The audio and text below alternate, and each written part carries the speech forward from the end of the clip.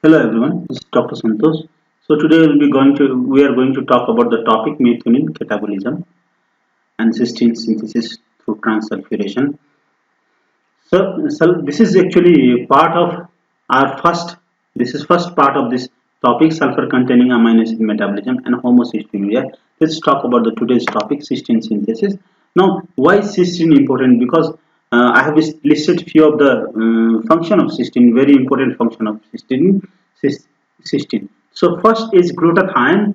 So it is required for synthesis of glutathione. Second, absorption of minerals, for example, zinc from intestine, for example, zinc, copper, selenium. Second is this cysteine is very important part of metabolic agent. For example, this is very important part of coenzyme A, and this is very important part of fatty acyl carrier protein. We know this fatty acyl carrier protein is very important part of fatty acyl synthesis protein, and this coenzyme A plays very important role in various reaction.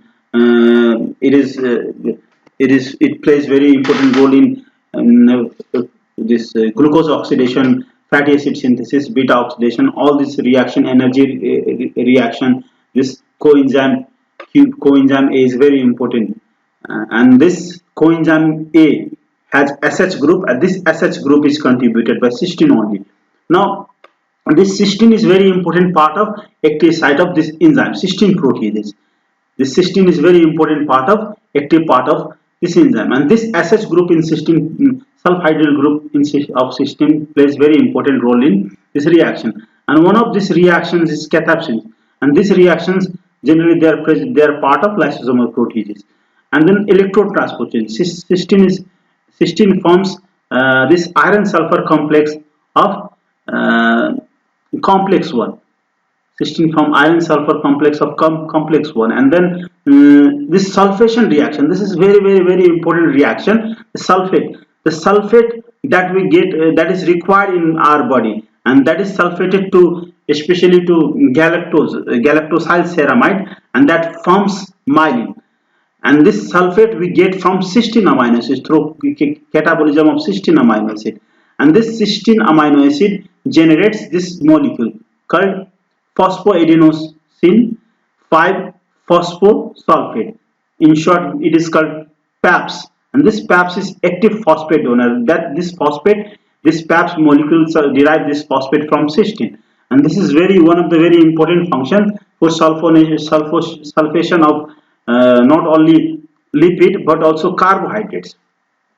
Now, these other functions are disulfide bond and protein folding. So, protein folding, for example, formation of disulfide bond in antibodies. We have seen this disulfide bonds are very important in antibodies. So, this disulfide bond is formed by amino acid that are there in protein, cysteine amino acid that are present inside the protein. Now, 7 is gene regulation. So, gene regulatory motif, that is called zinc finger motif. So, this zinc finger motif has zinc at the center, and then sulfur of cysteine and histidine, two histidine amino acids. This is how this zinc finger motif that will bind to DNA. So, this motif is something, a part of protein that will bind to DNA. So, this zinc finger motif is formed by cysteine amino acid. Now, bile acid conjugation. So, this bile acid conjugation, this taurine is required for bile acid conjugation. This taurine is derived from cysteine amino acid. And then caspases that is required in enzymes of apoptosis.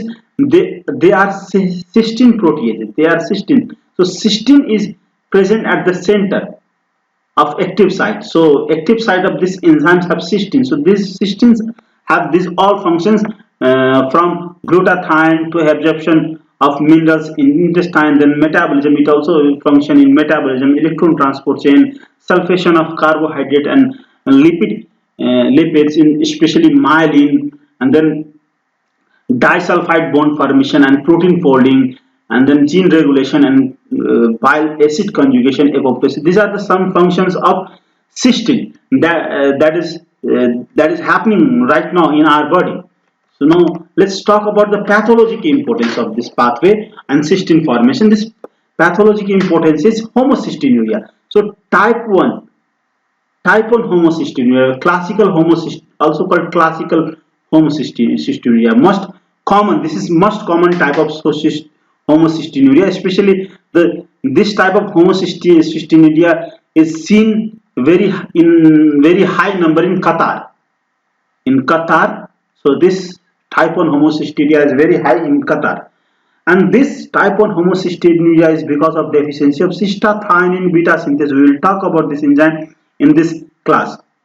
So cystathionine beta synthase, in short we can remember as CBS.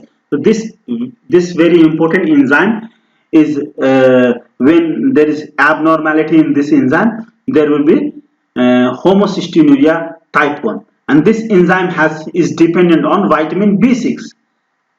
This is also very important fact. So we will talk about this enzyme also in pathway.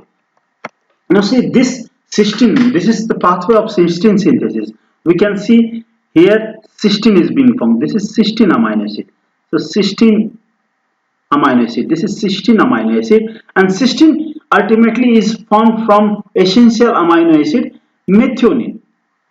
This is synthesized from essential amino acid called methionine. So methionine will form cysteine ultimately through series of reaction. Now we can see two things. So this cysteine formation in pathway is also degradation pathway of methionine. So this through when this methionine is degraded, so this will form ultimately cysteine. Let's see what happens here. So let's see what happens here. So sulfur, actually when we see the sulfur, actually sulfur of this methionine only incorporated into this cysteine, but carbon, this whole carbon group, it comes from serine amino acid, serine amino acid. So this methionine only contributes for this sulfur group. Let's see how does it happen. So first cysteine, methionine will be converted into amino acid called homocysteine. This is called homocysteine. You can see the number of carbon atom here. In addition to this amino and acid group, carboxy group, amino acid, there are 3 carbon, and homocysteine, there are 3 carbon and 1 carbon is after sulfur group. This is called thioether group, and when this methyl group is removed, it becomes homocysteine. If you compare this homocysteine with cysteine, if you remove 1 methyl group from this, so this becomes cysteine. So this is how they are different. If you remove 1 methyl group, so it becomes homocysteine. When you see, and this cysteine is 1 methyl less than homocysteine, that is why it is called homocysteine, and this is cysteine. Now let's see what happens next. So homocysteine will react with this serine. Homocysteine will react with amino acid serine. This is serine. When it reacts, so water will be gone, and this will form one molecule. This is called cystathionine. This is called cystathionine beta. This is called cystathionine beta. This is called cystathionine molecule. Cystathionine. So what happens is this part now. This is called cysteine part, and this is thionine. So cystathionine. This is how this whole molecule is called cystathionine. Now cystathionine is broken down into, so sulfur from this group moves to the cysteine part of this.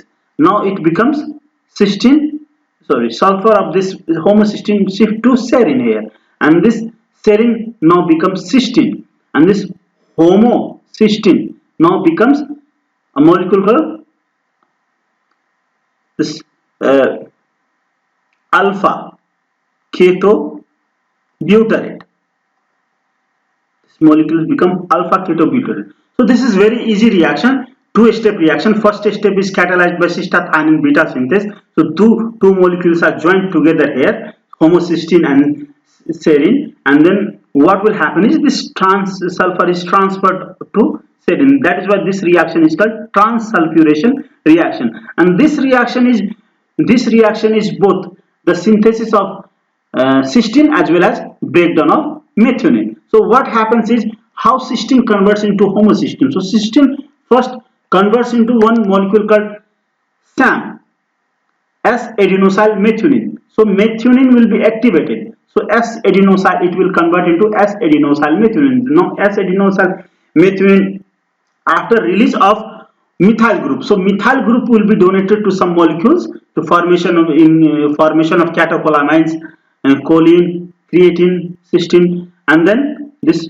S-adenosyl homocysteine will be cleaved to release adenosine and then homocysteine. So this is how homocysteine is formed, and homocysteine can be rejuvenated. So this can degrade based on need of cell. This can be degraded to cysteine, or cysteine will be formed, or it can be regenerated.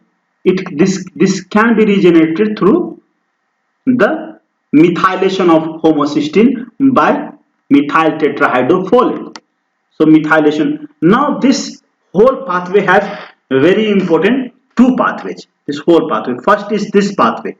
This pathway. This pathway, that is degradation of methionine. First is, let me write this. So this is very important two pathways. First pathway is first pathway, and first pathway has two. First pathway has two significance. First is degradation of methionine, and this degradation of methionine will form cysteine, formation of cysteine or synthesis of cysteine. Same pathway, formation of cysteine. So this first pathway, degradation of this methionine will result in, so this is one, we can see this formation of SAM, first step. Second step is release of methionine, third step. So ultimately 5 steps will degrade and or convert this to cysteine. So formation of cysteine as well as catabolism of methionine. So this pathway has two meaning, formation as well as catabolism. Now second pathway is this pathway, recycle. So homocysteine from here may not go to this pathway if cell needs methionine and cell has very enough amount of tetrahydrofolate. So cell will rejuvenate this, recycle this homocysteine back to cysteine. So this pathway has one is this pathway, this cyclic pathway. If we can see, this is become a cyclic pathway. So rejuvenation and then again breakdown and formation of this homocysteine, again rejuvenation. So this pathway had one significance is recycling. This part is recycling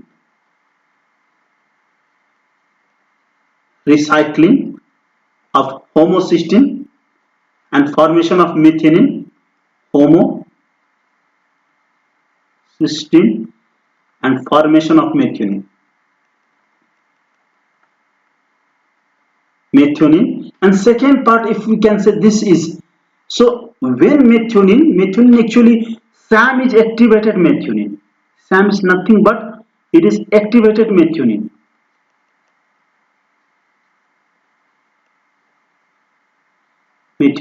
This activated methionine has this methyl group, very active methyl group. So this methyl group can be donated to various compounds to form methyl.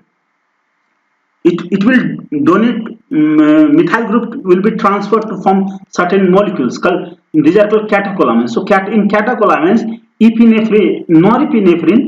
norepinephrine will be converted to epinephrine, and this requires methyl group, and methyl groups come from this activated methyl. Now choline, so synthesis of choline is also trimethylated compound. So this methyl group in choline also comes from here. Now cytosine methylation and histone methylation of histone. So this all methyl group and creatine synthesis, this methyl group come from this S-adenosyl methionine, and S-adenosyl methionine is nothing but activated methionine. Now activated methionine, this S-adenosyl methionine, after donating methionine to the various compound, it will convert into S-adenosyl homocysteine. Now homocysteine will be hydrolyzed, and hydrolysis of S-adenosyl homocysteine will release adenosyl and homocysteine. Now this homocysteine can be rejuvenated. So second function, first function we have seen here is recycling of homocysteine in this cycle. Now second function is methylation of methyl donation. Methyl donation. So this pathway has two functions. One function is synthesis of cysteine and second function is degradation of methionine. Now this pathway has two functions. One is rejuvenation of methionine and methylation. So rejuvenation and methylation, rejuvenation and methylation. This cycle goes and goes on and on and on. And this is why this is called activated methyl cycle. This cycle is called activated methyl cycle. We will talk about this cycle in maybe third class. We will talk about this pathway. So now this two pathway and four important point here, and the fifth important point is vitamin B6. This fifth important point is vitamin B6. So both enzymes, this CBS, cystathionine beta synthase, and this cystathionine lyase or cystathioninase or cystathionine lyase, both require vitamin B6. And vitamin B6, I'll tell you, vitamin B6 is very important vitamin for amino acid catabolism. So very important role. All amino acid, if you will see this vitamin, you see many places in amino acid catabolism, not only this. So remember, vitamin B6, the major function of vitamin B6 is amino acid catabolism. If you take, so if you increase the intake of proteins, for example, bodybuilders and fitness enthusiasts or athletes, they will increase protein intake, and at the same time they will have to increase this vitamin B6 intake also, because when you take protein, high protein, the protein will be catabolized and that catabolism will require vitamin B6. So this vitamin B6 here is very important. So both enzyme will require vitamin B6 in pyridoxal phosphate form, PLP form. So both will require vitamin B6. So this is very important, and that is why, and this is third or two plus two important point, then two important point, and then fifth important point will be this vitamin B6. Vitamin B6 is required, and you can see this sixth important point is CBS deficiency will cause type 1 homocysteinuria. Type 1 homocysteinuria or classical homocysteinuria, and this classical homocysteinuria is classical homocysteinuria is PLP dependent, vitamin B6 dependent. It is vitamin B6 dependent. So these are the very important point about this pathway, transsulfuration reaction. So very important points are there. So this pathway, whole pathway, this is degradation as well as synthesis. This pathway donate methyl as well as it will this pathway recycle homocysteine back to methionine. Vitamin B6 very important part of cystathionine beta synthase, and also this enzyme. And vitamin B6, if this cystathionine beta synthase is deficient, what will happen is classical homocysteinuria, and then classical homocysteinuria is vitamin B6 dependent. And this pathway of degradation pathway is also called transsulfuration. These are the important point about this pathway. So please remember these important points, and see focus little bit on structure also, difference in carbon structure, so that if you remember structure differences, so you will remember things better in biochemistry. Otherwise biochemistry is a very volatile subject. So thank you, subscribe this channel and like this video, and thank you for watching.